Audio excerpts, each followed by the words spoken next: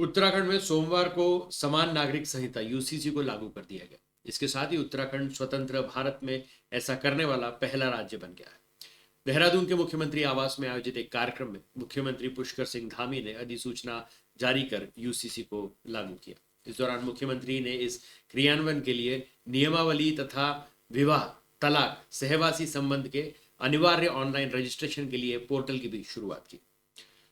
UCC portal पर सबसे पहले सीएम धामी ने अपनी शादी का रजिस्ट्रेशन करवाया।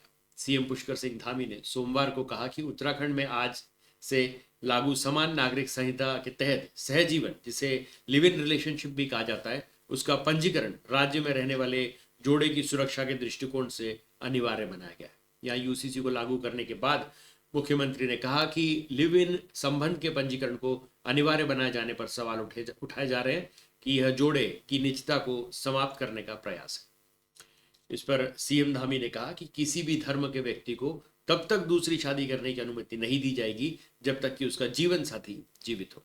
उन्होंने कहा कि सभी धर्मों में बेटियों को संपत्ति में समान अधिकार मिलेगा।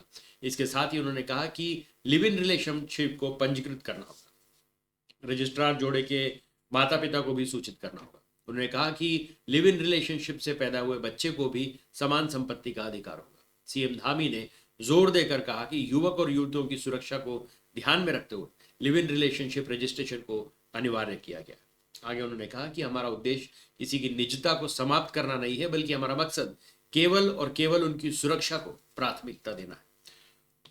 उन्होंने कहा कि लिव इन संबंध जब खराब होते हैं तो प्रेमी जोड़े में मारपीट और हिंसक घटनाएं होने लगती है और अनेक बार हत्याएं तक हो जाती है। इस संबंध में उन्होंने 2022 में दिल्ली में हुए श्रद्धा वालकर हत्याकांड का उदाहरण दिया, जिसमें उनके साथ लिव इन में रहने वाले युवक आफ्ताब ने उसके शव के टुकड़े टुकड़े कर कथित तौर पर उसे फ्रिज में छुपा दिया था।